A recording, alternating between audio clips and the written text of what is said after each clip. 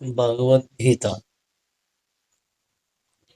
సర్వమానవాళికి కల్పవృక్షం, జీవన గీత, జ్ఞాన గీత.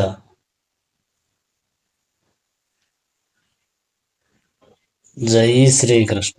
ఓం నమో నారాయణాయ. 6వ అధ్యాయం 24వ శ్లోకం.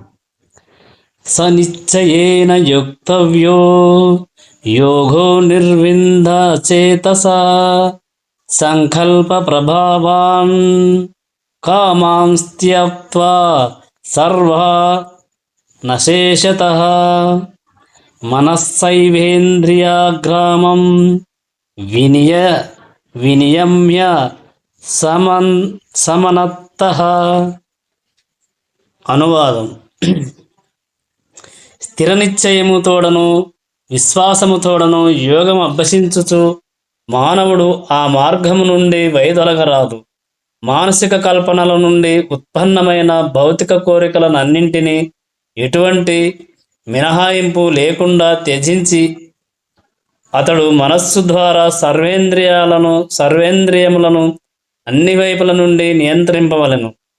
భాష్యము: యోగాభ్యాసకుడు స్థిర నిశ్చయమును కలిగి ఏమాత్రము మార్గము నుండి వైదొలగాక ఓర్పుతో తన యోగాభ్యాసమును కొనసాగింపవలెను. అంత్యమున విజయము ప్రాప్తించును. విశ్వాసమును కలిగియుండి గొప్ప పట్టుదలతో ఆ మార్గమును అనుసరింపవలెను. విజయమును సాధించుటయందు ఆలస్యమైనను అతడెన్నడను నిరుత్సాహము పొందకూడదు. దృఢ వ్రతుడై శ్రద్ధతో అభ్యాసము కావించువానికి విజయము తప్పక లభించును. భక్తి యోగను గూర్చి శ్రీల రూపగోపస్వామి ఈ విధముగా చెప్పుచున్నారు. ఉత్సాహాన్యచ్చయాద్ దైర్త్యాత్ తత్కర్మ ప్రవర్తనాత్ సంగత్యాగత్సతో వృత్తేః షడ్భిర్భక్తి ప్రసిద్ధ్యతి. హృదయపూర్వకమైన ఉత్సాహంతోడను పట్టుదలతోడను నిశ్చయముతోడను భక్తుల సాంగత్యములో విద్యుక్త ధర్మములను నిర్వర్తించుట మరియు సత్వగుణ కార్యములందే సంపూర్ణముగా నెలకొనుట ద్వారా మానవుడు భక్తియోగ విధానమును విజయవంతముగా నిర్వహింపగలడు. ఉపదేశామృతం 3. నిశ్చయము విషయమున మానవుడు సముద్ర తరంగములలో తన గ్రుడ్లను కోల్పోయిన ఆడు పిచ్చుక వృత్తాంతమును ఉదాహరణముగా తీసుకొనవచ్చును. ఒకానొకసారి ఒక పిచ్చుక సముద్ర తీరమున గ్రుడ్లు పెట్టెను. కానీ మహాసముద్రము వారిని తన కెరటములతో కొట్టుకపోయెను.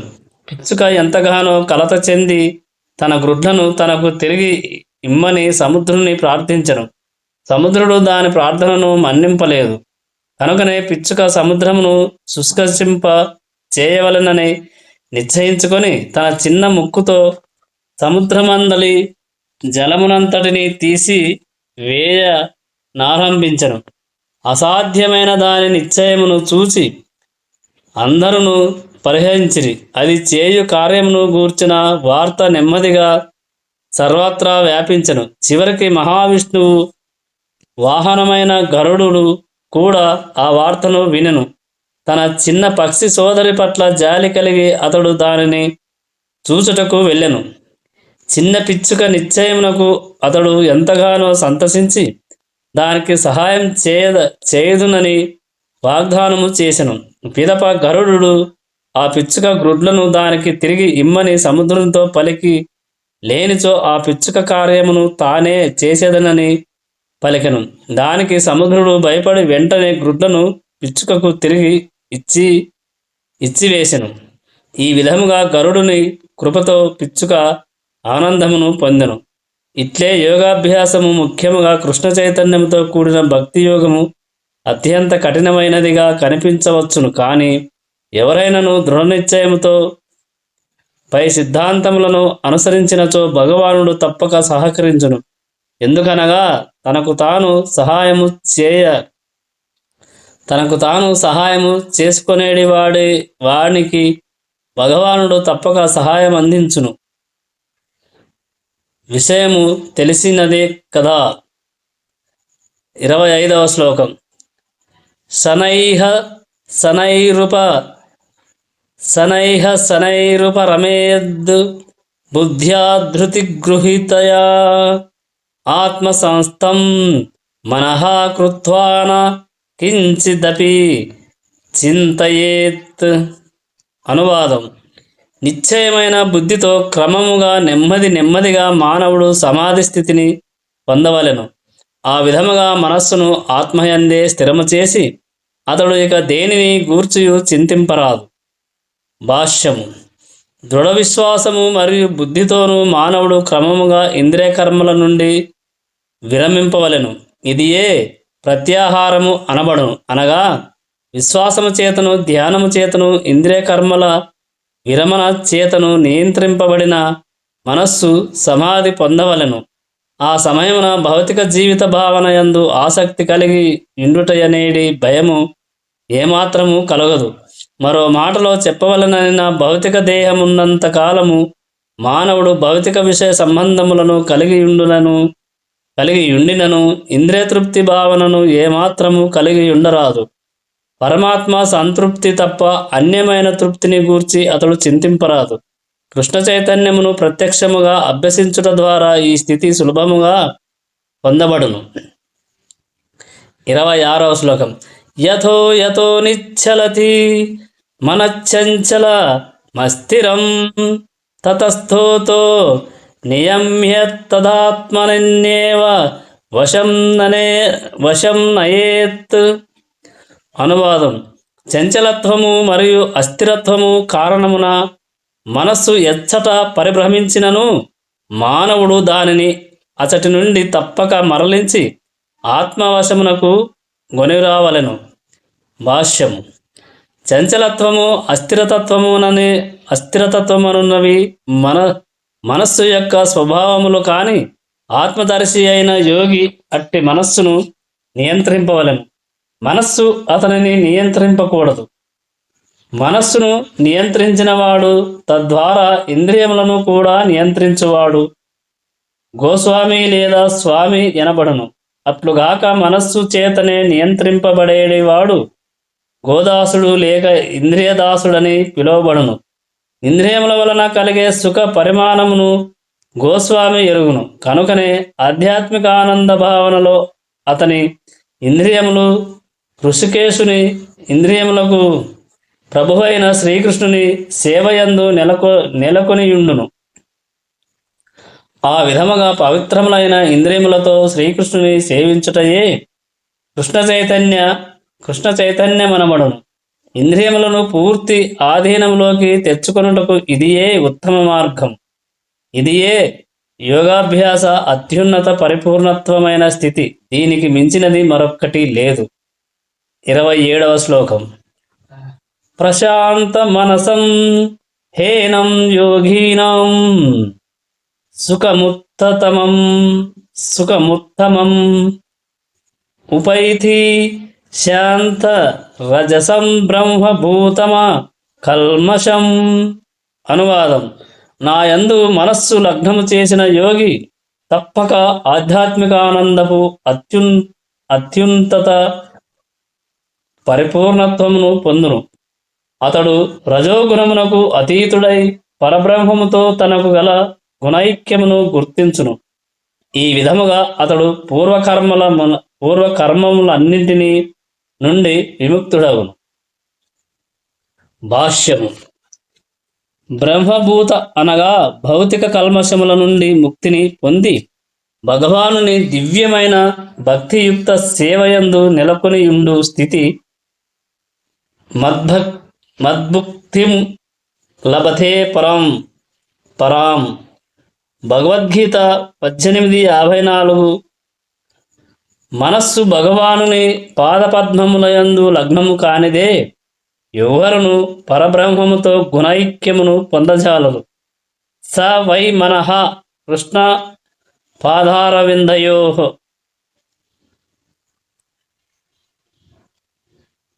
భాగవతం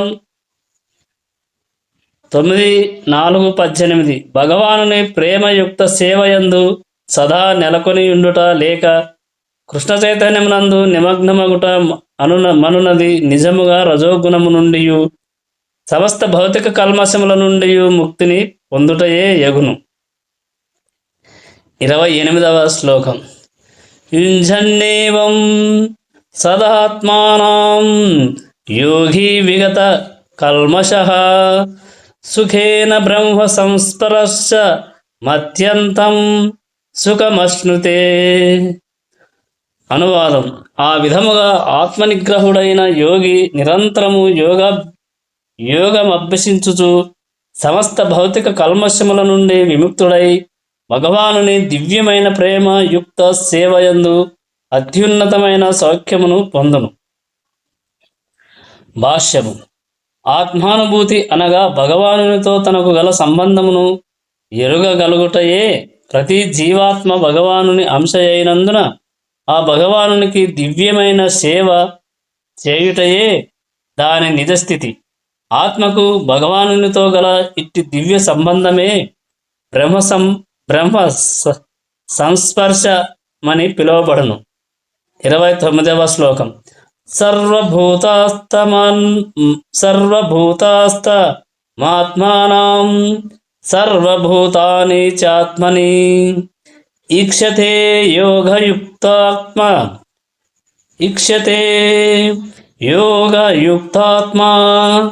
సర్వత్ర సమదర్శనః. అనువాదం. నిజమైన యోగి నన్ను సర్వజీవుల యందును మరియు సర్వజీవులను నా యందును గాంచును. నిజమునకు ఆత్మదర్శి అయిన అట్టి వ్యక్తి దేవాది దేవుడనైన నన్నే సర్వత్రా గాంచును. భాష్యం. అందరి హృదయములో పరమాత్మ రూపమున నెలకొని ఉన్నట్టి శ్రీకృష్ణ భగవానుని దర్శింపగలిగినందున కృష్ణ చైతన్యవంతుడైన యోగియే నిజమైన దృష్ట ఎనబడును. ఈశ్వర సర్వభూతానాం హృద్దేశేర్జున తిష్టతి. 18:61. భగవానుడు పరమాత్మ రూపమున నెలకొనియుండును. భగవానుడు శాశ్వతముగా దివ్యుడు. అంతేకాకుండా అతడు శునకము లేదా బ్రాహ్మణి హృదయమునందు నిలుచుటచే భౌతికముగా మార్పు చెందడని పరిపూర్ణుడైన యోగి ఎరిగియుండును. అదియే భగవానుని సర్వ సమానత్వము. పరమాత్మతో పాటు జీవాత్మ హృదయమునందున్నప్పటికీ పరమాత్మ వలె జీవాత్మ అందరి హృదయములలో నెలకొని ఉండలేదు. ఇది జీవాత్మకు మరియు పరమాత్మనకు నడుమగల భేదము. నిజమునకు యోగాభ్యాసమునందు ప్రవేశము లేనివాడు దీనిని స్పష్టముగా గుర్తింపజాలడు. కానీ కృష్ణ చైతన్యవంతుడు ఆస్తికుని మరియు నాస్తికుని ఇరువురి హృదయములందును శ్రీకృష్ణుని దర్శింపగలుగును. ఈ విషయము స్మృతి శాస్త్రమునందు ఇట్లు నిర్ధారింపబడినది. అతతత్వచ్చ మాతృత్వాచ్చ ఆత్మహి పరమో హరిహు. భగవానుడు సర్వప్రాణులకు మూల కారణమగుట చేత అతడు తల్లి లేదా పోషకుని వంటివాడు. తల్లి తన సమస్త సంతానము పట్ల సమభావంతో నుండునట్లు భగవానుడు పరమపిత లేక మాత కూడా అట్లే సమభావముతో నుండును. సర్వజీవుల యందును అతడు పరమాత్మగా సదా నిలిచియుండునని భావము. బాహ్యముగా కూడా జీవులు సదా భగవానుని శక్తియందే నిలిచియుండును. 7వ వివరింపబడినట్లు భగవానునికి ఆధ్యాత్మిక ఉన్నత శక్తి, భౌతిక న్యూన శక్తి ప్రధానముగా 2 శక్తులుండును. జీవుడు ఉన్నత శక్తి అంశయైనను భౌతిక శక్తి అపరశక్తిచే బంధితుడై ఉండును. ఈ విధముగా అతడు ఎల్లప్పుడూ భగవానుని శక్తి అందున్నటివాడే. అనగా జీవుడు భగవానుని యందే ఏదో ఒక విధముగా స్థితిని కలిగి ఉన్నట్టివాడే ఎగుచున్నాడు. జీవులందరూ తమ కర్మఫలములను అనుసరించి వివిధ స్థితుల యందు నిలిచి ఉన్నప్పటికీ అన్ని పరిస్థితుల యందును వారు భగవానుని దాసులేనని గుర్తింపగలిగినందున యోగి సమదర్శి అయి ఉండును. భౌతిక శక్తి యందు నెలకొనినప్పుడు జీవుడు భౌతిక ఇంద్రియములను సేవించును. కానీ అదే జీవుడు ఆధ్యాత్మిక శక్తి యందు నెలకొనినప్పుడు మాత్రం ప్రత్యక్షముగా దేవాది దేవుని సేవించును. ఈ రెండు స్థితుల యందును జీవుడు భగవానుని దాసుడే. ఇట్టి సమదృష్టి కృష్ణ చైతన్యవంతుడైన వ్యక్తి యందు పరిపూర్ణముగా నుండును. 30వ శ్లోకం. యో మాం పశ్యతి సర్వత్ర సర్వం చ మయి పశ్యతి తస్యాహం న ప్రణశ్యామి సచమేన ప్రణశ్యతి. అనువాదం: నన్ను సర్వత్రా వీక్షించువానికి మరియు నా యందు సమస్తమును గాంచువానికి నేను కనబడకపోవుట గాని నాకు అతడు కనబడకపోవుట గాని జరగదు. భాష్యం: కృష్ణ చైతన్యవంతుడు శ్రీకృష్ణ భగవానుని సర్వత్రా నిలిచి ఉన్నట్లుగా దర్శించును. అంతేకాకుండా అతడు ఆ దేవాది దేవుని యందు సమస్తమును వీక్షించును.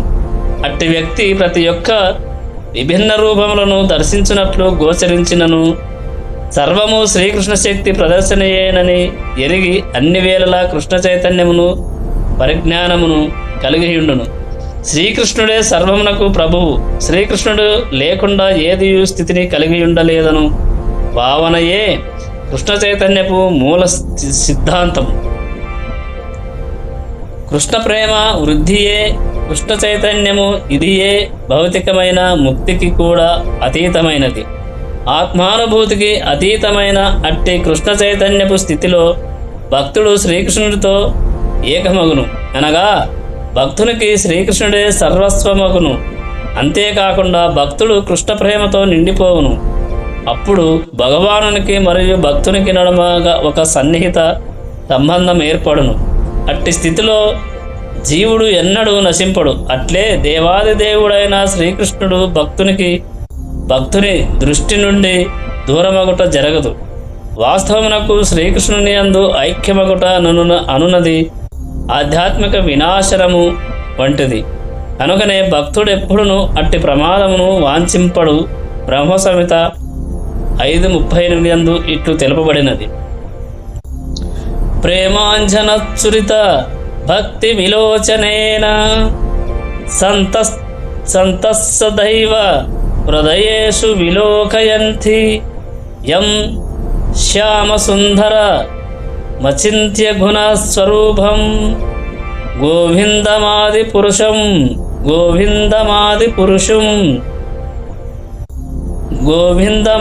పురుషం తమహం భజామి. ప్రేమ అనునది అంజనముతో అనగా కాటుకతో కూడిన కనులతో కూడి ఉన్నట్టి భక్తులచే సదా వీక్షింపబడు ఆదిదేవుడైన గోవిందుని నేను భజింతును. భక్తుని హృదయములో అతడు తన చైతన్యమైన శ్యామ సుందర రూపంతో సదా దర్శింపబడును.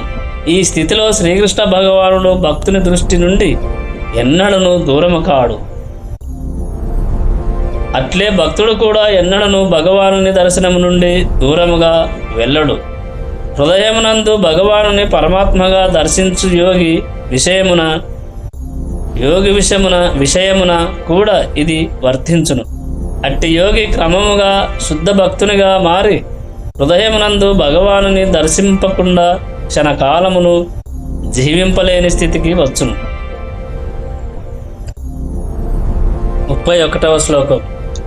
సర్వభూత స్థితం యో మాం భజత్యేకత్వమాస్థితః సర్వదా వర్తమానోపి స యోగి మయి వర్తతే. అనువాదం: నేనును మరియు హృదయస్థుడైన పరమాత్మయు ఒక్కడేనని ఎరిగి పరమాత్మ భజనయందు నియుక్తుడైన యోగి అన్ని పరిస్థితుల యందును నా యందే సదా నిలిచియుండును. భాష్యము. పరమాత్మ ధ్యానమును అభ్యసించు యోగి తన యందు శ్రీకృష్ణుని స్వరూపాంశను, శంఖమును, చక్రమును, గదను, పద్మమును దాల్చిన చతుర్భుజ విష్ణువుగా హృదయమునందు వీక్షించును. యోగి అయిన వాడు విష్ణువు శ్రీకృష్ణునకు భిన్నుడు కాడని ఎరుగవలెను. వాస్తవమునకు శ్రీకృష్ణుడే అట్టి పరమాత్మ రూపమున అందరి హృదయములందును నిలిచియుండును. అంతేకాకుండా అసంఖ్యాక జీవరాశుల హృదయములలో నెలకొనియున్న అసంఖ్యాక పరమాత్మల నడమను ఎట్టి భేదము లేదు.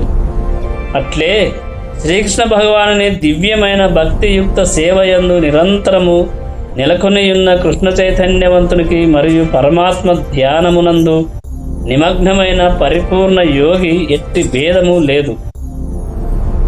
కృష్ణ చైతన్యవంతుడైన యోగి భౌతిక జీవన స్థితిలో వివిధ కర్మలయందు నెలకొనినను తదా శ్రీకృష్ణుని స్మరించుచుండును. శ్రీల రూప గోపస్వామి భక్తి రసామృత సింధువు 1:287 నందు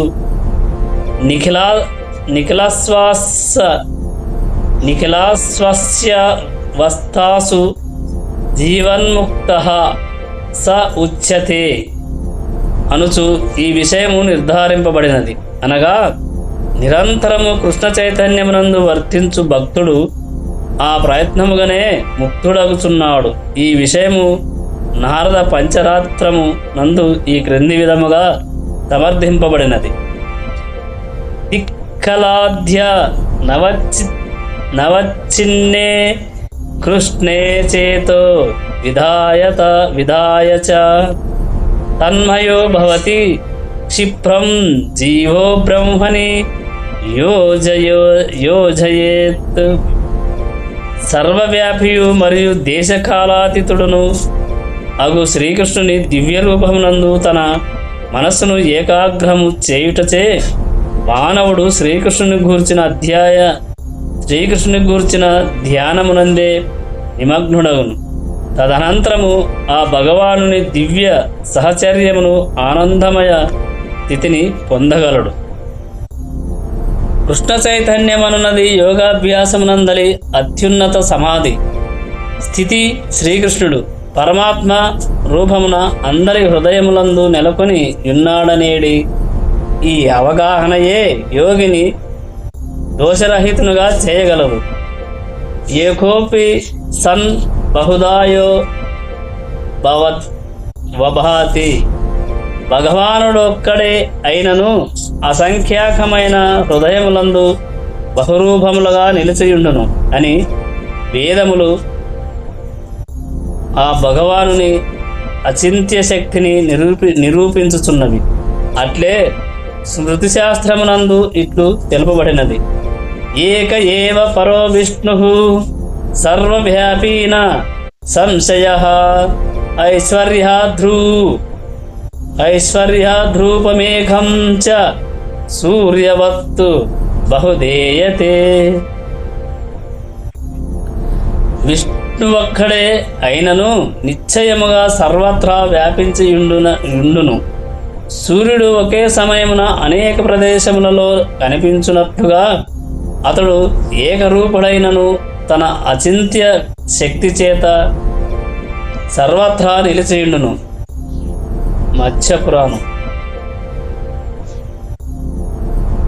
మత్స్యపురాణంలో ఇది తెలుపబడినది. 32వ శ్లోకం, 6వ అధ్యాయం 32వ శ్లోకం. ఆత్మౌపమ్యేన సర్వత్ర సమం పశ్యతి యోర్జున సుఖం వా యధి వా దుఃఖగం సయోగి పరమో మతః. అనువాదం. ఓ అర్జున, ఎవడు తన ఆత్మతో పోల్చుకొని సమస్త జీవులను వాటి సుఖదుఖములందు సమముగా గాంచునో అతడే ఉత్తమ యోగి ఎనబడును. భాష్యము. వాస్తవమునకు కృష్ణ చైతన్యము గలవాడు ఉత్తమ యోగి. అతడు తన స్వానుభవముచే అందరి సుఖదుఖములను తెలిసియుండును. భగవానునితో తనకు గల సంబంధమును విస్మరించుటయే జీవుని దుఃఖమునకు కారణం. కానీ శ్రీకృష్ణుడే సమస్త మానవ కార్యకలాపాలకు దివ్య భోక్తగను, సర్వలోకములకు ప్రభువనియు సర్వజీవులకు ఆప్తమిత్రుడనియు ఎరుగటయే జీవుని సుఖమునకు కారణము కాగలదు. భగవద్గీత 5:29 నందు భౌతిక ప్రకృతి త్రిగుణములచే నియంత్రింపబడేడి జీవుడు తనకు శ్రీకృష్ణునితో గల సంబంధమును విస్మరించుట చేతనే త్రివిధ క్లేశములకు గురియగునని ఉత్తమయోగి ఎరిగియుండును. కృష్ణ చైతన్యమునందు గల అట్టి యోగి సుఖి అయి ఉండును. కనుక కృష్ణ సంబంధ విజ్ఞానమును సర్వత్రా వ్యాపింపచేయుటకు యత్నించును.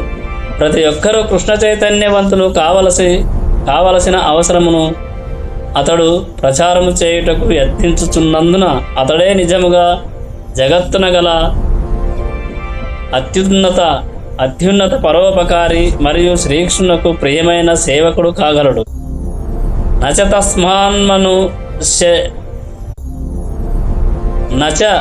తస్మాన్మనుష్యేషు కచ్చిన్మే ప్రియకృత్తమః. భగవద్గీత 18:69 భగవద్భక్తుడు జీవులందరి సంక్షేమమును సదా కాంక్షించును. కనుక అతడు అందరికీ ఆప్తమిత్రుడు. స్వలాభము కొరకై యోగమునందు పరిపూర్ణత్వమును ఆశింపక ఇతరుల కొరకే యత్నించును. కనుక అతడు ఉత్తమ యోగి కాగలడు. ఇతర జీవుల పట్ల అతడెన్నడను ఈర్ష్య చెందడు. శుద్ధ భక్తునికి మరియు స్వయోద్ధారము కొరకై యత్నించు సాధారణ యోగికి నడుమ వ్యత్యాసము ఇక్కడ కలదు. నిర్విఘ్నముగా ధ్యానము చేయుట కొరకు ఏకాంత ప్రదేశమునకు వెళ్ళేడి యోగి ప్రతి ఒక్కరిని తన శక్తి కొలది కృష్ణ చైతన్యవంతులుగా మార్చుటకు యత్నించు భక్తుని కంటే పరిపూర్ణుడు కాకపోవచ్చును. 33వ శ్లోకం. అర్జున ఉవాచ యూయం యోగస్త్వయా ప్రోక్తః సామ్యేన మధుసూదన ఏతస్యాహం న పశ్యామి చంచలత్వాత్ స్థితిం స్థిరాం. అనువాదం. అర్జునుడు ఇట్లు పలికెను: ఓ మధుసూదన, మనస్సు చంచలమును మరియు అస్థిరమును అయ్యున్నందున నీవు సమగ్రముగా తెలిపినటువంటి యోగ పద్ధతి ఆచరణకు అసాధ్యమైనదగను మరియు అసఖ్యముగను నాకు తోచుచున్నది. భాష్యము. శుచౌ దేశే యను పదముతో ఆరంభమై యోగీ పరమః అను పదములతో ముగియనున్నట్లుగా యోగ పద్ధతిని శ్రీకృష్ణ భగవానుడు అర్జునునకు బోధింపగా దానికి తాను ఆసక్తుడననేడి భావనలో అర్జునుడు ఆ పద్ధతిని ఇక్కడ తిరస్కరించుచున్నాడు. ఈ కలియుగమున సాధారణ మానవునికి గృహమును విడిచి కొండలలో అడవులలో ఏకాంత ప్రదేశమును చేరి యోగాభ్యాసము చేయుట సాధ్యపడదు. స్వల్పమైన జీవితము కొరకు తీవ్ర సంఘర్షణమనున్నది ఈ యుగ లక్షణము. ఈ కాలమున జనులు ఆత్మానుభూతి విషయము పట్ల శ్రద్ధ వహింపరు. సామాన్యములు మరియు ఆచరణయోగ్యములైన పద్ధతులనే వారు స్వీకరింపలేరనినచో నియమిత జీవన విధానము, ప్రత్యేక ఆసన పద్ధతి, స్థాన నిర్దేశము, విషయకర్మల నుండి మనస్సును నిగ్రహించుట వంటి కఠిన కార్యములు గల యోగ పద్ధతిని అనుసరింపలేరనేది విషయమును గూర్చి వేరుగా చెప్పనవసరం లేదు. ఎన్నో రకాల అనుకూల పరిస్థితులను కలిగి ఉన్నప్పటికీ క్రియాశీలునిగా అర్జునుడు అట్టి యోగను ఆచరించుట తనకు సాధ్యపడదని భావించెను. అతడు రాజకుటుంబమునకు చెందినవాడొకటే కాకుండా అతడు అనేక అత్యుత్తమ గుణములను కూడా కలిగి ఉండెను. అతడు గొప్ప వీరుడు, దీర్ఘాయువు గలవాడు, అన్నింటికీ మించి దేవాది దేవుడైన శ్రీకృష్ణునికి ప్రియమిత్రుడు. 5000 సంవత్సరములకు పూర్వము అర్జునుడు మనకున్నటువంటి పరిస్థితుల కంటెను చక్కటి అనుకూల పరిస్థితులను కలిగి ఉన్నప్పటికీ ఈ యోగ పద్ధతిని తిరస్కరించెను. వాస్తవమునకు చరిత్రయందు అతడు యోగను అభ్యసించినట్లుగా తెలుపు చారిత్రకాధారమేదీను మనకు లభింపదు. కనుకనే ఈ యోగ పద్ధతి కలియుగమున అసాధ్యమని భావింపబడినది. ఒకవేళ ఏ కొద్ది మందికో అది సాధ్యపడినను సామాన్యులకు మాత్రం అది ఏమాత్రము సాధ్యపడదు. అసాధారణ పురుషులకు మాత్రం అటువంటిది సాధ్యపడినను సామాన్యులకు ఏమాత్రం అది సాధ్యపడదు. 5000 సంవత్సరముల క్రిందటనే ఈ విషయం ఇట్లుండినచో ఇక వర్తమాన కాల పరిస్థితిని గూర్చి చెప్పేదేమున్నది. నామమాత్ర యోగ పాఠశాలల యందు మరియు యోగ సమాజములని పిలువబడు ప్రదేశములందు ఈ యోగ విధానమును అనుకరించుటకు యత్నించువారు తమను తాము కృతార్థులైనట్లుగా భావించినను తప్పక వారు తమ కాలమును వృధా పరచునట్టి వారే యగుచున్నారు. వాంఛిత లక్షణములను గూర్చిన విషయమున వారు పూర్తిగా అజ్ఞానులై ఉన్నారు. ఈ వీడియో ఇంతటితో ముగిస్తున్నాం. జై శ్రీకృష్ణ. హరే కృష్ణ హరే కృష్ణ కృష్ణ కృష్ణ హరే హరే, హరే రామ రామ రామ హరే హరే. జై శ్రీకృష్ణ.